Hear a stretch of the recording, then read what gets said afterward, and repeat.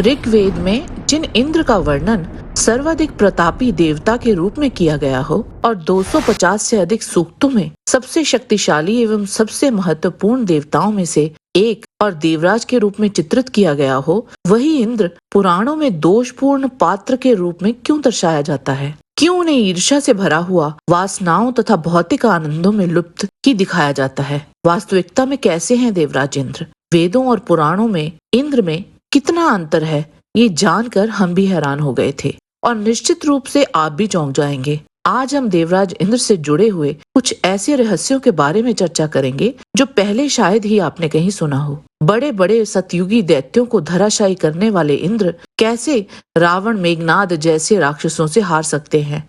ऋग्वेद के प्रथम मंडल 101वें सूक्त के 5वें मंत्र के अनुसार इंद्र जगत की प्राण शक्ति हैं। वे ही इस जगत के स्वामी हैं।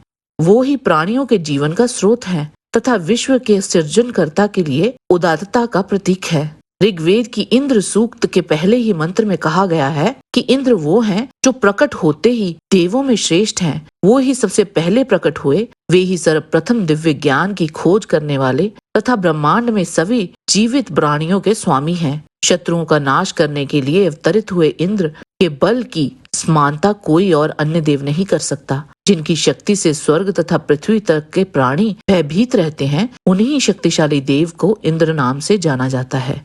जिन इंद्र देव की वेदों में इतनी ख्याति है, उन्हें पुराणों में मात्र स्वर्ग के राजा के रूप में ही सीमित कर दिया गया है। ऋग्वेद के विभिन्न मंडलों के बहुत से सूक्तों में इसी प्रकार इंद्र देव की महानता को दर्शाया गया है। सूक्त क्या होता है, इसे भी जान लेते हैं। वेदों के संहिता भाग में मंत्रों का शुद्ध रूप रहता है, जो देव स्तुति एवं विभिन्न यज्ञों के समय पढ़ा जाता है। अभिलाषा प्रकट करने वाले मंत्रों तथा गीतों का संग्रह होने से संहिताओं को संग्रह कहा जाता है। इन संहिताओं में अनेक देवताओं से संबद्ध सूक्त प्राप्त होते हैं। मंत्र दृष्टा ऋषि के संपूर्ण वाक्यों को सूक्त कहते हैं, जिसमें एक अथवा अनेक मंत्रों में देवताओं के नाम दिखलाई पड़ते हैं।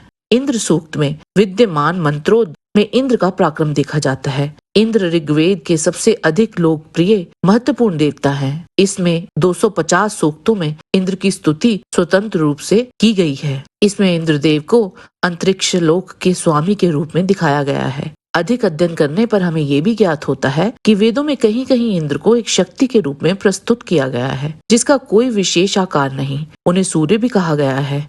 इंद्र सूक्त के अनुसार बिजली जैसे स्वर्ण युक्त शस्त्र को इंद्र ने धारण किया। उस वज्र का निर्माण त्वष्टा ने किया था। सबसे पहले इंद्र ने ही भगवान विष्णु के समान पराक्रमों युक्त कर्म किए। वह सूर्य रूपी इंद्र दिन में नाग रूपी बादलों को मारता है। वह ही एक पराक्रमी इंद्र है और उसी ने जल रूपी बादलों को मारा। वह इंद्र का दूसरा कार्य है। वह ही प्रवहनशील नदियों को बहाता है, अर्थात नदियों को बहाने वाला वह सूर्य रूपी इंद्र का ही एक कार्य है। ब्राह्मण ग्रंथों में इंद्र को सूर्य, वाणी और मन का राजा भी कहा गया है। छांदोग्य उपनिषद में स्वरों को इंद्र की आत्मा और कठोपनिषद में प्राण को स्वयं इंद्र कहा गया है।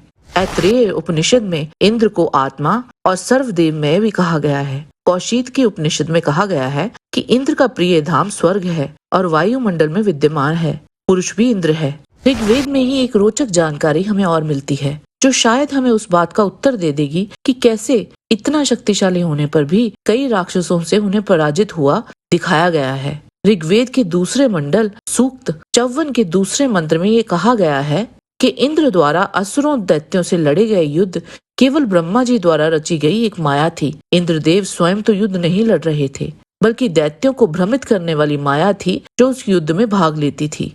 शतपथ ब्राह्मण शुक्ल यजुर्वेद का ब्राह्मण ग्रंथ है, जिसके रचयिता महर्षि याज्ञवल्क्य थे। इसके कांड 11 अध्याय 1 के छठे ब्राह्मण में भी इस बात की पुष्टि होती है। एक दिन के लिए भी उन्होंने कोई युद्ध नहीं लड़ा है और ना ही उनका कोई शत्रु है। लोग जिन युद्धों के बारे में चर्चा करते हैं, वे केवल एक माया है। इन दोनों ही उदाहरणों से ये बात सिद्ध होती है कि इंद्र के युद्ध मायावी ही थे और सभी मायाओं का उद्देश्य राक्षसों के प्रारब्ध को पूरा करने का था। ऋग्वेद के एक और श्लोक में भी प्रमाणित होता है कि इंद्र स्वयं अपनी माया के साथ बहुत सारे रूप धारण करते थे। वेदों के उस अत्यंत शक्तिशाली देव पुराणों में एक भोगी राजा के रूप में दर्शाया गया है, जिसे अपनी गद्दी बहुत प्रिय है और उसके लिए वे कोई भी छल कर सकता है। पुराणों में भगवान शिव, भगवान विष्णु और भगवान ब्रह्मा अर्थात त्रिदेवों को ही श्रेष्ठ पद प्राप्त है और इंद्र को वो उपाधि नहीं मिली है जैसी वेदों में है। ये छवि केवल पुराणों में है जो हमारे वेदों के कई हजार वर्षों बाद लिखे गए थे। हर एक पुराण में, चाहे वो किसी भी भगवान का हो, उनको उस पुराण के देवी या देव पे आश्रित ही प्रस्तुत किया गया है। कभी वो असुरों से भागते फिरते हैं तो कभी ऋषियों के भय से अप्सराओं को उनका तप भंग करने के लिए भेजते रहते हैं, और या फिर किसी युद्ध से भागकर कहीं छुपते फिरते हैं, या फिर हर बार विपदा त्रिदेवों के समक्ष नतमस्तक होते ही पाए जाते हैं। पुराणों में दो ज्ञानियों के मध्य वार्तालाप के माध्यम से या कथाओं के माध्यम से ज्ञान देने का प्रयास किया गया है, जबकि आप वेदों के अनुसार देखेंगे तो इंद्र पर ब्रह्म परमेश्वर का ही प्रतिरूप कहा गया है। वेद इंद्र की स्तुति और प्रशंसा से भरे पड़े हैं, लेकिन समय के साथ वेद पीछे छूट गए और परी कथाओं जैसे पुराण सामने आ गए, जिसमें हर पुराण अपने ही इष्ट को सर्वशक्तिमान बताया गया हो और अपना इष्ट सबसे अधिक शक्तिशाली है। इसीलिए पुराणों में इंद्र मात्र एक भोग विलासी राजा की तरह प्रस्तुत किए गए, जो अप्सराओं का नृत्य देखता है। वह किसी भी विपदा के आते ही उस पुराण के इष्ट के समक्ष हाथ जोड़े पहुंच जाता है। एक ये भी प्रमुख कारण है कि जैसे बाकी देवों की पूजा अर्चना होती है, उस प्रकार इंद्रदेव की नहीं होती, क्योंकि इंद्रदेव वास्तविकता में कैसे हैं वो पुराण की उन कहानियों के कारण छुपे ही रह गए। ऐसा सिर्फ पुराणों में ही था। वैदिक इंद्र इसके विपरीत थे। वेदों में वर्णित इंद्र बहुत शक्तिशाली हैं और पूजनीय हैं। इंद्र कई देवों के प्रमुख हैं, जिसमें वायु, वरुण, अग्नि, सूर्य, अश्विनी कुमारों, विश्वकर्मा आदि शामिल हैं। भगवान विष्णु, शिव और ब्रह्मा इतिहास में कुछ घटनाओं के अनुसार इंद्र से श्रेष्ठ अवश्य हैं, लेकिन इसका तात्पर्य ये नहीं है कि इंद्र कमजोर थे। इंद्र वसु, मारुत, आदित्य और रुद्र से श्रेष्ठ हैं। वेदों में इंद्र मुख्य देवता हैं। इंद्र ने अपने वज्र के साथ राक्षसों और दैत्यों के साथ कई भयानक युद्ध किए, जिसमें वृत्र जैसे अति शक्तिशाली राक्षसों को मार दिया है।